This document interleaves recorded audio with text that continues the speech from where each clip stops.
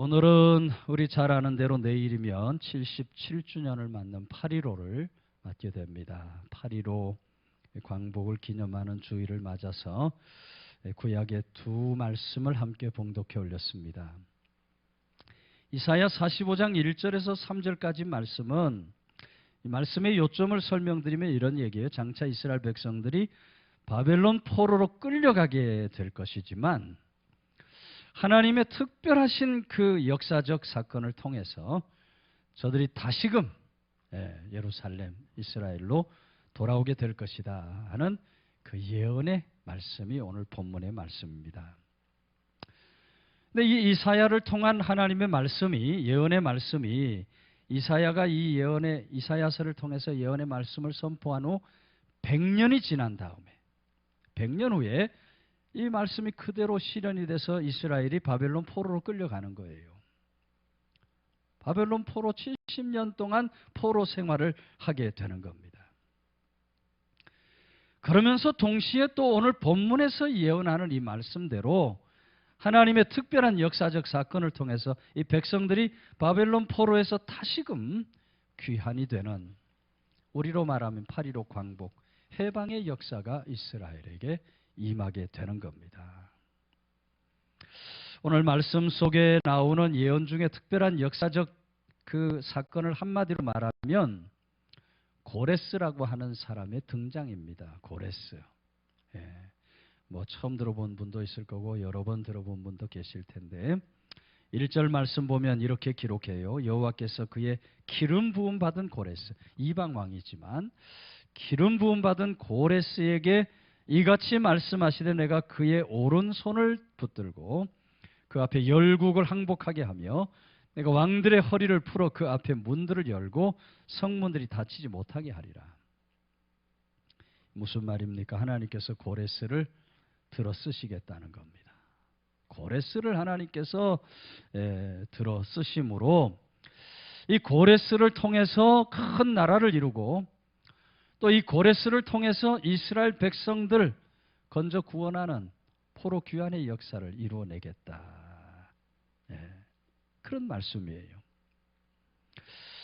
그리고 그 특별한 역사적 사건이 페르시아를 통해 일어나는 겁니다. 여러분, 페르시아 지방의 작은 나라입니다. 안산이라는 나라에 캄비세스라는 1세라는 왕과 그 옆에 메데라고 하는 나라가 있어요. 메데의 나라 왕인 아스티아게스의 딸인 만다네라는 그 딸 사이에서 고레스가 태어나게 됩니다. 고레스.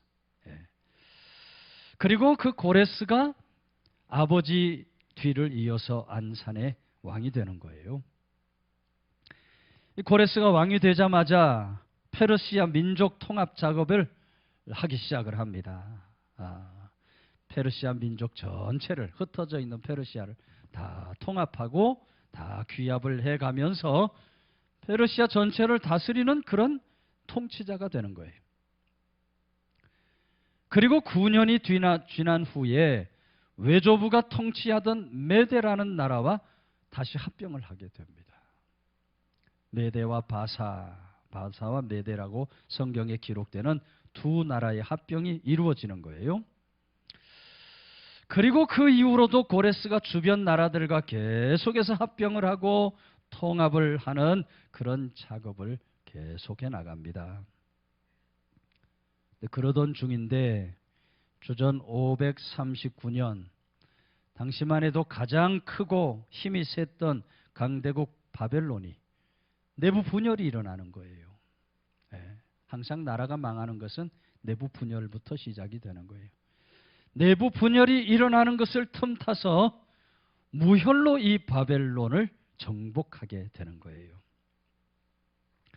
그렇게 함으로 이 고레스가 당시에 그 막강한 바벨론을 무너뜨리고 세계 패권을 장악하는 그런 대제국을 이루게 됩니다. 역사로 보면 정말 짧은 시간인데요. 짧은 시간 동안 이 역사적 판도가 완전히 뒤바뀌게 되는 거예요.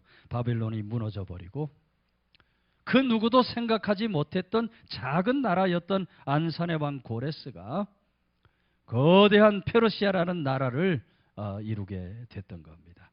그리고 그런 일이 있은 후 2년이 지나서 하나님의 역사가 나타나는 거죠. 2년이 지난 뒤 주전 537년 고레스의 칙령에 의해서 스룹바벨 영도하에 포로 생활했던 이스라엘 백성들 70년 포로 생활을 다 청산하고 이스라엘로 돌아와서 나라를 재건하게 되는 거예요.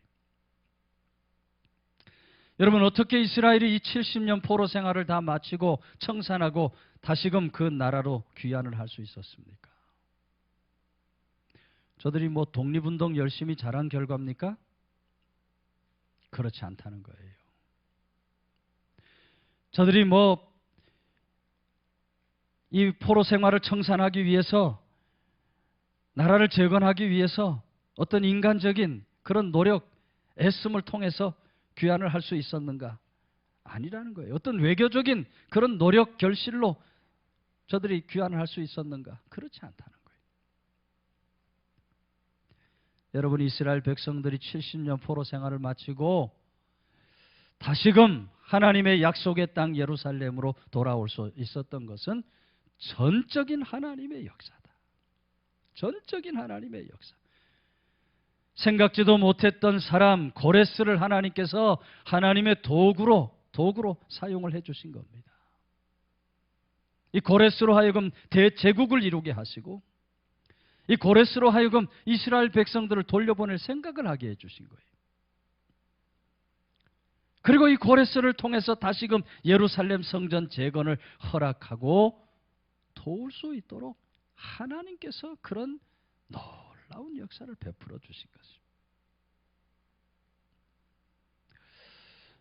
여러분, 우리나라 8.15 광복도, 해방도 그와 다르지 않다는 것입니다. 당시 시대의 상황으로 가보면 우리나라 8.15 광복을 할 수 있었던 그 계기가 뭐 여러 가지 이야기할 수 있을 겁니다. 물론 뭐 상해 임시정부가 독립을 위해서 큰 수고를 한 것도 사실입니다. 광복군이 만주에서 나라 독립을 찾기 위해서 목숨 걸고 싸웠던 것도 사실입니다. 우리나라 처처에서 애국지사들이 돈을 모아서 나라 독립을 위해서 희생하고 헌신하고 몸부림쳤던 것도 사실입니다. 그러나 여러분, 8.15 광복, 그 해방은 우리가 전혀 생각지 못했던 그런 방법을 통해서 이 땅에 일어나게 되는 거예요. 세계 제2차 대전을 어떤 나라들이 일으킵니까? 3개국이죠. 독일과 이태리, 일본이 세계 제2차 대전을 일으키게 되는데, 이 세 나라가 연합군의 공세에 밀리기 시작을 합니다. 그러면서 1943년 9월에 이태리가 먼저 항복을 하게 되고요. 1945년 5월에 독일도 무조건 항복을 하게 됩니다. 근데 마지막까지 일본이 버티는 거예요. 일본이 우린 절대로 항복을 할 수가 없다고 마지막까지 버팁니다. 그때 미국과 영국, 소련, 중국의 순회들이 1945년 7월 26일 포츠담에 모여서 제안을 해요. 너희가 무조건 항복을 하든지 아니면 전쟁에서 패망을 하든지 둘 중에 하나를 선택하라. 최후 통첩을 보냅니다. 우리가 잘 아는 포츠담 선언입니다. 근데 그런 선언을 했음에도 불구하고 일본이 끝까지 그 통첩을 거절하는 겁니다. 우리는 항복할 수가 없다. 그래서 여러분, 어떤 일이 일어나요? 미국의 트루먼 대통령이 가공할 만한 식무기 원자폭탄을 사용하는 겁니다. 1945년 8월 6일 히로시마에 한 발, 8월 9일 나가사키에 또 한 발을 투하하면서 두 도시가 완전히 한순간에 폐허가 되고 맙니다. 근데 그때 마침 8월 8일인데 소련이 일본에게 선전포고를 하고 그 다음날 9일 대군을 이끌고 일본이 중국에 세운 만주국을 향해서 진격을 해오는 겁니다. 본토도 공격을 당하고 만주도 이렇게 공격을 당하니까 일본이 더 이상 견딜 수가 없는 거예요. 그래서 1945년 8월 15일 낮 12시 당시의 천황이었던 쇼아가 모든 방송에 나와 떨리는 목소리로 무조건 항복한다. 항복을 선언하게 되는 겁니다. 여러분, 이 나라 이 땅에 이 8.15 광복, 이 해방의 역사는 그런 아주 특별한 역사를 통해서 이루어지게 되었다 이 말이에요. 여러분 한번 생각해 보세요. 미국과 소련이 하나 될 수 있습니까? 미국과 중국이 하나 될 수 있겠습니까? 이념과 사상이 다른 나라? 그런데 그때는 미국과 소련과 영국과 중국이 연합국을 이루는 초유의 사태가 일어나는 거예요. 이 전쟁을 그쳐야 된다. 그런 생각으로 사상과 이념을 다 뒤로 하고 저들이 연합군이 되어가지고 이 전쟁을 막아서는 겁니다. 또 무엇보다도 인류 역사상 최초로 여러분 신무기인 원자탄이 사용이 되는 거예요. 이 나라 이 민족 구원을 위해서 원자탄이 사용이 되는 거예요.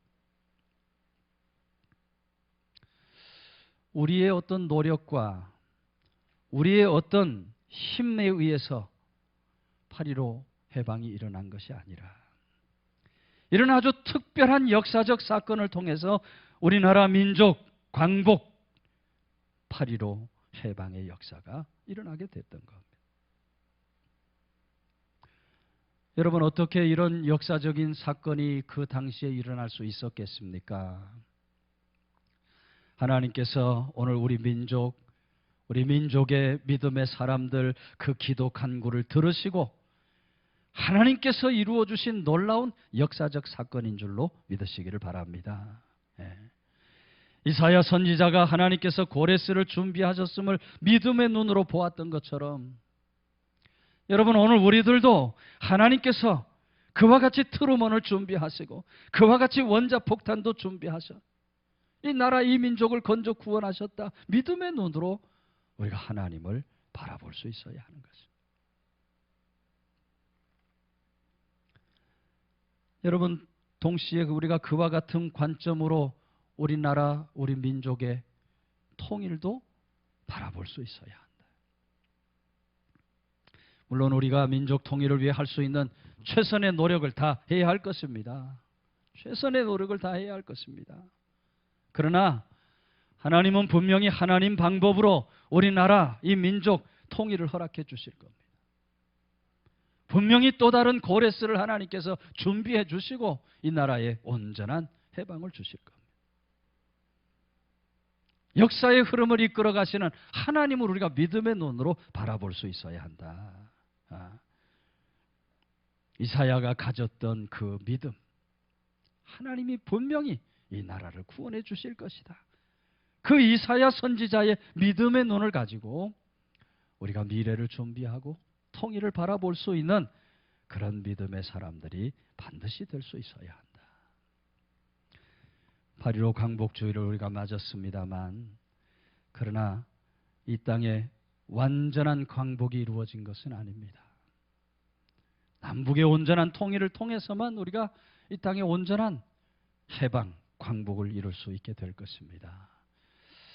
과거에도 그런 놀라운 역사적 사건을 통해서 이스라엘을 건져 구원해 주시고 우리나라를 건져 구원해 주신 하나님, 믿음으로 우리가 그 하나님을 바라보며 하나님 앞에 더 기도하고 간구하며 이 땅의 온전한 광복의 날을 이루어 갈 수 있는 그런 믿음의 권속들 다 되시기를 주의 이름으로 축원해 드립니다. 신명기 6장 4절 이하의 말씀도 우리가 너무나 잘 아는 말씀입니다. 이스라엘 백성들의 자리에서 보면 쉐마라 그래서 쉐마 이스라엘아 들으라. 어려서부터 이스라엘 백성들은 이 말씀을 아주 그냥 머리에서 말이죠. 달달 외워지도록 들었던 하나님의 말씀이에요. 이스라엘아 들으라. 내가 너희에게 준 그 말씀을 너희 자녀들에게 가르치고 양육하는데 뭐 누웠든지 앉았든지 걸어가든지 언제 어느 때라도 이 말씀을 너희가 가르치고 강론하고 양육하고 말씀으로 너희 자녀들을 가르치고 양육하면 너희 자녀들이 복을 받고 너희 나라가 복을 받을 것이다. 하나님이 주시는 쉐마의 말씀이에요. 여러분, 무엇을 얘기하고자 합니까? 오늘 8.15 광복은요, 하나님의 역사로 하나님의 놀라우신 특별한 섭리 역사 가운데 이루어진 사건이지만 동시에 여러분, 우리 인간의 자리에서도 인간의 노력을 다해야 된다 이 말이에요. 인간의 노력을 다해야 된다. 오늘 하나님의 은혜로 하나님의 역사로 이 나라 광복 해방을 얻게 되었습니다. 그러나 여러분, 진정한 광복, 진정한 해방을 이루려면 지켜낼 수 있는 힘이 있어야 돼요. 지켜낼 수 있는 능력이 있어야 돼요. 힘과 능력을 갖출 수 있어야 돼요. 여러분, 오늘날 독립을 얻었지만 제대로 일어서지 못해서 힘없는 나라로 살아가는 그런 나라들 얼마나 많아요. 당장 지금 전 세계를 힘들게 하고 있는 우크라이나가 그래요. 나라 이름은 분명히 우크라이나 이름을 가지고 있는데 완전한 독립을 이루지 못하니까 이 러시아로부터 말이죠, 말할 수 없는 공격을 당하고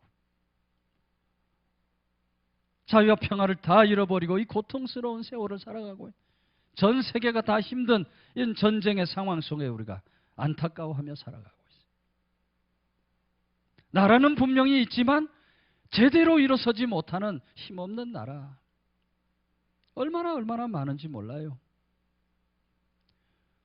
우리 바로 옆에 있는 중국에 붙어있는 홍콩도 그렇고 대만도 그렇습니다. 이름은 분명히 다 자기의 이름이 있지만 다 독립된 이름을 가지고 있지만 제대로 일어서지 못해서 고통받는 이런 나라들 바라볼 때 얼마나 마음이 안타깝고 아픈지 모릅니다. 근데 여러분, 그런 나라들 속에서 우리나라가 이렇게 굳건하게 설 수 있는 그런 이유가 무엇입니까? 세계 강국에 들어가는 그런 나라로 이 나라가 굳게 설 수 있는 이유가 무엇입니까? 하나님의 말씀에 그 답이 있는 겁니다. 오늘 하나님의 말씀처럼 우리 믿음의 선조들이 믿음을 소중히 여기고 하나님 말씀에 순종하며 살아가고 그 믿음을 유산으로 남겨서 아직도 처처의 교회가 세워지고 하나님을 섬기는 믿음의 사람들이 있기 때문에 하나님이 우리나라 우리 민족에게 놀라운 은혜와 축복을 부어주심으로 이렇게 굳건히 서는 독립국가의 삶을 살아가고 있는 줄로 믿으시기를 바랍니다. 여러분, 이스라엘 백성들 70년 동안 바벨론 포로로 끌려갔지만 포로 생활이 어떠했겠습니까? 70년 포로 생활을 하지만 저들은 쉐마 이스라엘, 이스라엘아 들으라, 이 말씀을 포로 생활 속에서도 잊지 않는 거예요. 그런 포로 상황 속에서도 아이들을 말씀으로 가르치고 양육하는 겁니다. 저들이 이스라엘의 말과 글을 잃어버리지 않도록 계속해서 가르치는 거예요. 그 민족 신앙을 잃어버리지 않도록, 하나님을 향한 신앙을 잃어버리지 않도록 그렇게 이 자녀들을 열심히 가르치는 거예요. 이스라엘이 2000년 나라를 잃어버렸지만 2000년 잃어버린 나라, 글과 말을 잃어버리지 않은 유일한 나라입니다. 2000년 동안 나라를 잃어버렸다면 글도 말도 잃어버려야 될 거예요. 믿음은 말할 것도 없을 겁니다. 그러나 이스라엘 백성들은요, 아무리 오랜 세월이 지나도 이 하나님의 말씀을 잃어버리지 않는 거예요. 하나님을 향한 신앙을 결코 잃어버리지 않는 거예요. 포로 생활 가운데서도 저들이 그렇게 민족 정신, 믿음을 잃어버리지 않도록 노력하고 애를 쓰니까. 여러분, 그 민족 신앙과 믿음이 넉넉히 포로 해방이라고 하는 하나님 은혜와 축복의 역사로 나타나게 된 줄로 믿으시기를 바랍니다. 예. 오늘 우리나라 8.15 해방의 역사도 그와 다르지 않다는 겁니다. 일제강점기 어두운 역사 시절을 지나가야 했지만 여러분, 그 시기에도요, 우리나라 수많은 선교사들이 들어와서 이 선교사들이 이 땅에 믿음을 심어주고 그 믿음 속에서 하나님의 말씀을 가르치고 증거하면서 이 나라를 세워가는 거예요. 예. 꿈과 소망을 잃어버린 젊은이들을 향해서 선교사들이 와서 가장 먼저 한 일이 바로 학교를 세우고 교회를 세우고 교육과 선교하는 일에 헌신을 다했던 겁니다. 그 시작점이 바로 우리 대한예수교 장로회 통합 측 선교사인 언더우드 선교사, 우리 교단의 선교사인 언더우드 선교사로부터 시작이 됩니다. 언더우드 선교사가 한국 땅에 들어오면서 가장 먼저 하나님 말씀으로 가르치는 교육 선교에 주력을 다해요.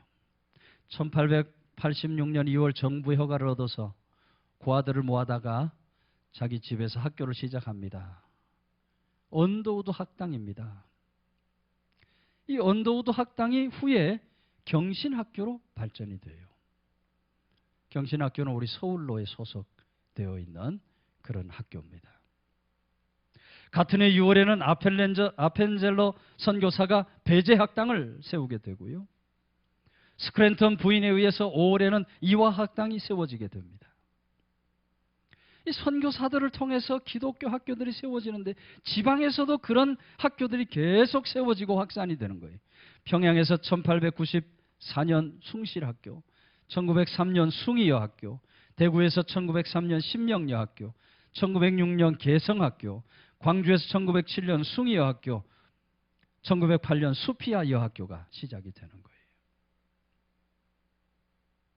전국 각지에서 들어온 선교사들을 통해서 희망을 잃고 있는 이 땅의 젊은이들에게 하나님의 말씀으로 희망을 주고 교육을 통해서 저들을 다시 세우는 그런 놀라운 교육과 선교의 역사가 일어나게 되는 겁니다. 하나님의 말씀이 들어가니까, 말씀이 살아 역사하게 되니까 저들이 세계를 보는 눈이 열리게 되는 거예요. 우리가 이렇게 살아서 안 되겠다. 세계를 보는 눈이 열리게 돼요. 그래서 여러분, 대부분 독립투사들을 보면 그런 기독학교 출신들이었다 하는 것을 우리가 쉽게 알 수가 있습니다. 3.1운동 앞장섰던 유관순 열사를 비롯해서 임시정부 요인들을 맡은 대부분이 그런 학교에서 교육을 받았던 사람들. 하나님 말씀으로 다음 세대를 세워가는 일, 믿음으로 세워가는 일 힘쓰게 되니까 우리나라도 여러분 이스라엘 백성과 같이 회복의 길이 열리고 살 길이 열리게 되는 거예요. 하나님 말씀과 신앙 위에 세워지는 그런 나라를 하나님께서 붙드시고 살 길을 열어주시는 겁니다. 뿐만 아니라 여러분, 우리 민족 지도자들 당시에 산업의 기반을 지켜내기 위해서도 최선을 다했다 그래요. 일제 탄압과 경제 착취가 얼마나 심각했습니까?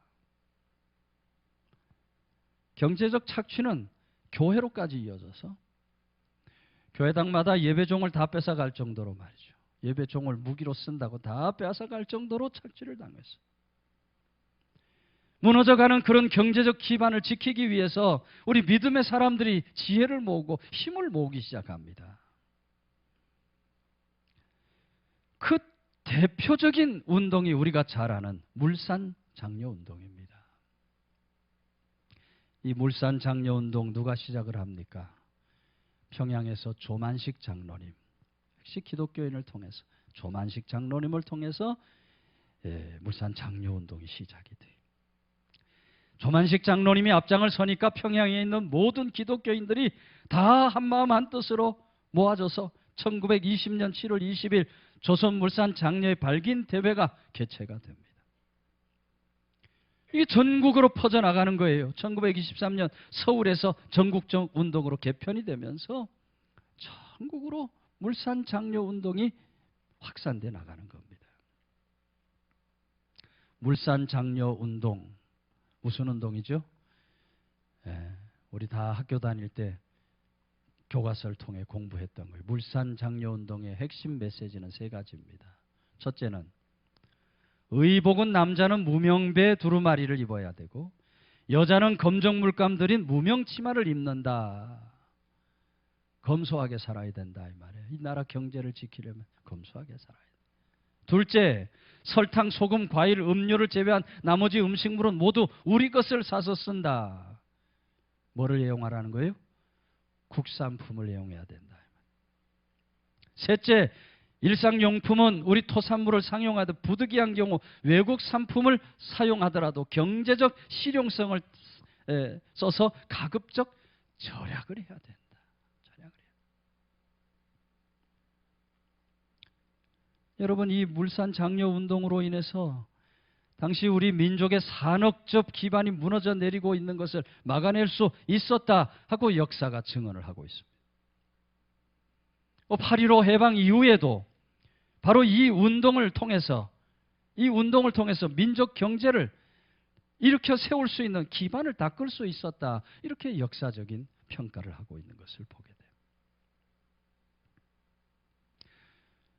여러분, 우리 믿음의 선조들이 하나님의 역사만 바라본 것이 아니라 인간의 자리에서도, 자신에게 주어진 자리에서도 할 수 있는 최선을 다해서 나라 민족을 세우기 위해서 최선을 다해서 헌신을 했다는 것입니다. 물론 이 광복은 하나님의 특별한 섭리 역사로 생각지 않은 방법으로 주어진 것이 사실이지만 동시에 이 광복을 지켜내고 이 나라를 일으켜 세운 우리 민족의 믿음의 선조들, 저들이 앞장서서 헌신하고 사랑하고 실천한 그 노력에 담겨져 있는 것이다. 여러분, 그것은 오늘도 다르지 않다는 것을 우리가 잊지 말아야 합니다. 이 나라, 이 민족의 통일도 분명히 하나님의 특별한 역사와 섭리 가운데 생각지 않은 방법으로 평화로운 통일이 이루어질 것이 우리가 분명히 믿음으로 바라볼 수 있어요. 그러나 그것을 위해서 우리는 또 끊임없이 기도해야 돼요.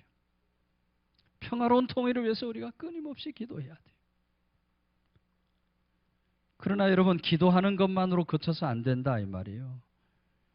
우리 모두가 우리나라 민족의 앞날을 바라보면서 우리 삶의 자리에서 노력하고 애쓰며 살아갈 수 있어야 돼요.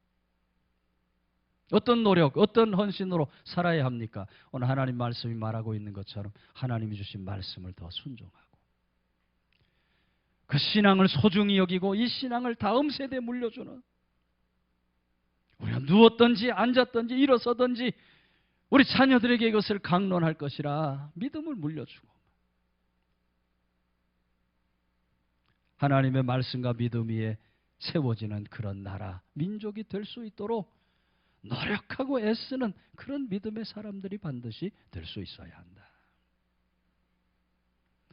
8.15 역사가 주는 이 역사적 교훈을 우리가 다시 한번 마음에 새기면서 우리 이 땅의 완전한 광복을 위하여, 남북의 평화로운 통일을 위하여 하나님의 역사를 우리가 끊임없이 기대하고 바라면서 동시에 우리가 하나님 앞에 더 바르게 세워지는 사람, 말씀과 믿음 위에 든든히 세워지는 그런 귀한 주의 권속들이 다 되시기를 주의 이름으로 축원해 드립니다.